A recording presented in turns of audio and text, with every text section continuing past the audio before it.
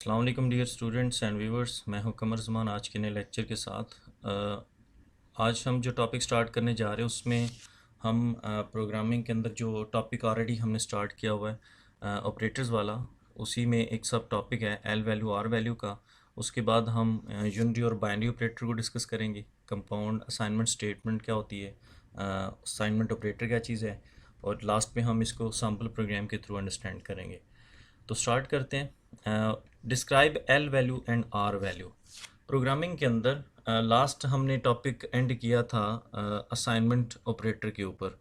तो याद रखें हमेशा असाइनमेंट ऑपरेटर की एक लेफ़्ट साइड है और एक राइट साइड है। असाइनमेंट ऑपरेटर की लेफ़्ट साइड पे जो वैल्यू लिखी जाती है उसको हम कहते हैं एल वैल्यू, और उसी असाइनमेंट ऑपरेटर की राइट हैंड साइड पे जो हम वैल्यू लिखेंगे उसको बोलेंगे आर वैल्यू। तो बेसिकली जो एल वैल्यू के तौर पे हम ऑपरेंड इस्तेमाल करते हैं उसको हम वेरिएबल के नाम से जानते हैं, और आर वैल्यू के तौर पे हम जो ऑपरेंड इस्तेमाल करते हैं वो हमारा वेरिएबल भी हो सकता है, लेकिन वो हमारा कांस्टेंट भी हो सकता है। अब इसमें जो बात याद रखने वाली है वो ये कि all L value can be used as R value, कि जो लेफ्ट हैंड साइड की वैल्यूज़ हैं उनको हम राइट साइड की वैल्यूज़ के तौर पे इस्तेमाल कर सकते हैं, लेकिन जितनी भी हमारी राइट साइड की वैल्यूज़ हैं उनको लेफ़्ट साइड के तौर पे हम इस्तेमाल नहीं कर सकते। मिसाल के तौर पे कि अगर हमारे पास एक कांस्टेंट है तो कांस्टेंट को हम आर वैल्यू के तौर पे इस्तेमाल तो कर सकते हैं, लेकिन इसको हम लेफ़्ट साइड की वैल्यू के तौर पे इस्तेमाल नहीं कर सकते। इसकी एग्जांपल नीचे समझें। एक एक्सप्रेशन है, जैसे x को मैं 5 असाइन कर रहा हूँ, तो x क्या है, मेरा वेरिएबल, और 5 मेरी एक कांस्टेंट वैल्यू है।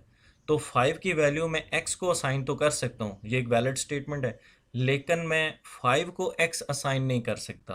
तो चूँकि 5 मेरी राइट वैल्यू थी, तो राइट को मैं अब लेफ़्ट के तौर पे यूज़ कर रहा हूँ, तो ये पॉसिबल नहीं है। इसलिए ये लिखा हुआ है कि हम but all R value can not be used as L value. अब देखें यहाँ पे उसके बट ऑल यानी तमाम, लेकिन इसका मतलब ये हुआ कि कुछ को हम यूज़ कर सकते हैं। यानी अगर हमारी राइट साइड की वैल्यू के तौर पे वेरिएबल होगा तो उसको मैं यूज़ कर लूँगा, लेकिन कांस्टेंट को मैं यूज़ नहीं कर सकता। तो ये इनवैलिड स्टेटमेंट होगी। उसके बाद हम बात करते हैं यूनिटरी और बाइनरी ऑपरेटर पे। यूनिटरी ऑपरेटर किसको कहा जाता है? ऐसा ऑपरेटर जो सिंगल ऑपरेंड के साथ काम करे, जो सिंगल ऑपरेंड को डील करे, उसको हम बोलते हैं यूनिटरी ऑपरेटर। और यूनिटरी ऑपरेटर के तौर पे ये सिंबल्स हम इस्तेमाल करते हैं। डबल प्लस का साइन भी है, डबल माइनस का साइन भी है, ये इंक्रीमेंट डिक्रीमेंट ऑपरेटर्स है हमारे पास। और ये नीचे एक अनदर एग्जांपल है, माइनस से F plus plus minus minus Q. तो बेसिकली आपके वेरिएबल्स के अंदर इंक्रीमेंट और डिक्रीमेंट का काम कर रहा है। उसके बाद बाइनरी ऑपरेटर है। तो बाइनरी ऑपरेटर ऐसे ऑपरेटर को कहा जाता है जो दो ऑपरेंड के साथ काम करे, जिसके दो ऑपरेंड्स होते हैं, एक लेफ्ट साइड पे एक राइट साइड पे, और सेंटर में उसका कोई ऑपरेटर होगा। मिसाल के तौर पे ये हमारे पास एडिशन है, सब्ट्रैक्शन है, मल्टीप्लिकेशन है, डिवीजन और मॉडुलस। आपने कभी ऐसी स्टेटमेंट नहीं देखी होगी कि आपने लिखा हो ए प्लस और सेकंड वैल्यू आपने ना लिखी हो, क्योंकि जब भी आप प्लस करेंगे तो डेफिनेटली दो वैल्यू को आपस में आप ऐड कर रहे होंगे। माइनस करेंगे तब भी आप किसी एक वैल्यू में से दूसरी वैल्यू को माइनस कर रहे होंगे। मल्टीप्लाई भी करेंगे तो वो कोई सिंगल वैल्यू मल्टीप्लाई तो नहीं होगी, उसके साथ डेफिनेटली आप कोई अनदर वैल्यू को मल्टीप्लाई करेंगे। इसी तरह डिवीजन भी है और मॉडुलस भी है हमारे।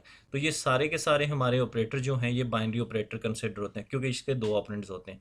ये नीचे एग्जांपल है, ए प्लस बी है, एक्स डिवाइडेड बाई वाई है, तो ये मिड में आपका ऑपरेटर है, और लेफ़्ट और राइट साइड पे आपके जो है ये वेरिएबल्स हैं।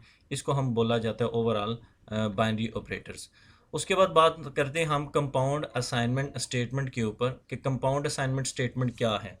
तो याद रखें ऐसी स्टेटमेंट कि जो आपकी मल्टीपल वेरिएबल्स को वैल्यू असाइन करे, सेम वैल्यू असाइन करे, एक ही लाइन में वैल्यू असाइन करे, उसको हम बोलते हैं कंपाउंड असाइनमेंट स्टेटमेंट। इसके लिए हम असाइनमेंट ऑपरेटर को ही इस्तेमाल करेंगे, जैसे लिखा है ए, उसके बाद असाइनमेंट ऑपरेटर लगा के बी, असाइनमेंट ऑपरेटर लगा के 20। तो इसका मतलब है कि हम 20 की वैल्यू ए को भी और बी को भी असाइन कर रहे हैं।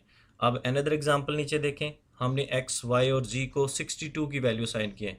एक तरीका हमारे पास है कि हम सेपरेट लाइन में हर वेरिएबल को सेम वैल्यू असाइन करें, लेकिन कोडिंग को कंसाइज करने के लिए, लेस लाइंस यूज़ करने के लिए, हम कंपाउंड असाइनमेंट स्टेटमेंट को भी, जो ये टेक्निक है, हम इसको इस्तेमाल करके जब सेम वैल्यू असाइन करनी तो हम मल्टीपल वेरिएबल को असाइन कर सकते हैं। ऐसी टेक्निक को बोला जाता है कंपाउंड असाइनमेंट स्टेटमेंट। फिर एक है कंपाउंड असाइनमेंट ऑपरेटर। अब यहाँ पे ये मैं स्टार्ट करने से पहले एक बात बता दूं कि मोस्टली स्टूडेंट्स कंफ्यूज होते हैं कि ये कंपाउंड असाइनमेंट ऑपरेटर क्या है और स्टेटमेंट क्या है। तो स्टार्ट के दो वर्ड तो सेम है, compound assignment, compound assignment. Last पे एक का स्टेटमेंट आता है और एक का ऑपरेटर आता है। तो याद रखें, जिसके लास्ट पे आता है स्टेटमेंट, उसमें आप ये समझें कि हम मल्टीपल वेरिएबल्स को सेम वैल्यू असाइन कर रहे हैं, तो वो स्टेटमेंट है।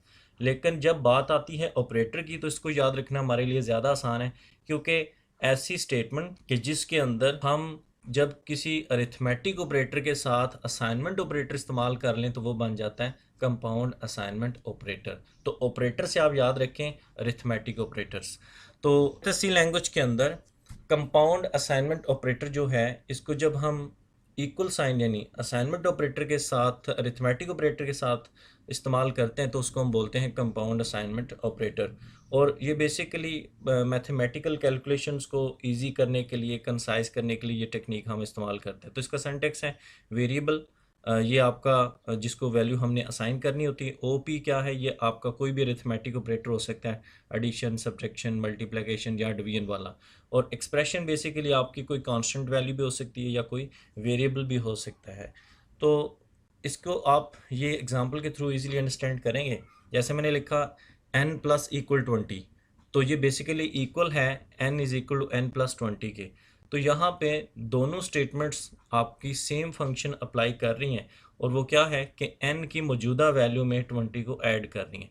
तो लिहाजा जितने भी हमारे मैथमेटिकल ऑपरेटर्स हैं, इनको हम असाइनमेंट ऑपरेटर के साथ कंबाइन करके जब लिख लेते हैं तो वो बन जाता है कंपाउंड असाइनमेंट ऑपरेटर। तो ये नीचे एग्जांपल है, ऑपरेटर्स की लाइन है। आप तमाम अरिथमेटिक ऑपरेटर के साथ देखें असाइनमेंट ऑपरेटर लगा हुआ है। और एग्जांपल के तौर पे ये देखें, लेफ्ट हैंड साइड पे कंपाउंड असाइनमेंट ऑपरेटर के हमारा वेरिएबल है, और राइट साइड पे हमारा जो है वो एक कांस्टेंट वैल्यू है। तो इसको सिंप्लीफाइड फॉर्म में हमने लिखा a is equal to a+20, a-20, a multiplied by 20। तो ये इसकी जो है सिंप्लीफाइड फॉर्म है हमारे पास। तो यहाँ पे एक सैम्पल प्रोग्राम के थ्रू हम इसको अब अंडरस्टैंड करेंगे। ये प्रोग्राम जब हमने स्टार्ट किया तो इसमें देखें, हमने एक वेरिएबल लिया इन टाइप में a। क्लियर स्क्रीन के बाद हमने एक वेरिएबल लिया a जिसको हमने 10 की वैल्यू साइन की, और प्रिंट एफ के थ्रू हमने उसको as it is as display करवा दिया। अब ये पहली प्रिंट एफ को थोड़ा सा समझे। मैंने लिखा वैल्यू ऑफ a, ये आपकी है फॉर्मेट स्ट्रिंग, यानी जो as it is as screen पे डिस्प्ले की जाएगी।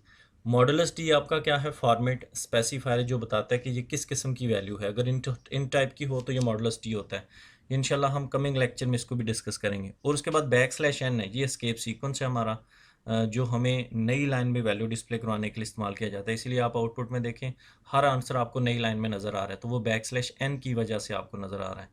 और उसके बाद कॉमे के बाद नीचे साथ में आगे ए लिखा है, ये आपका वेरिएबल है।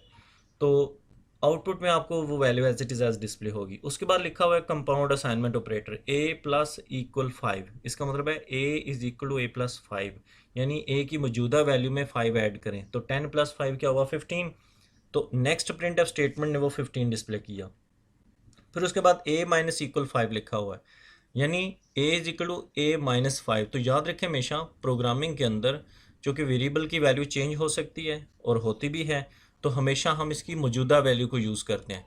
तो इसकी मौजूदा वैल्यू 15 है, 15 में से 5 माइनस करेंगे तो 10, फिर 10 को 2 से मल्टीप्लाई करेंगे तो 20, 20 में से को 2 के साथ डिवाइड करेंगे तो 10, और 10 का 2 से मॉडुलस लेंगे तो 0 आंसर आएगा। इस तरह से ये प्रोग्राम आपका जो है वो काम करेगा और आउटपुट में आपको आंसर डिस्प्ले करेगा। Thanks for watching. सब्सक्राइब करें चैनल को, IT फंडामेंटल्स को, और बेल आइकन को क्लिक करें ताकि आपको अपकमिंग लेक्चर रिसीव हो सके। अल्लाह हाफिज़, थैंक यू।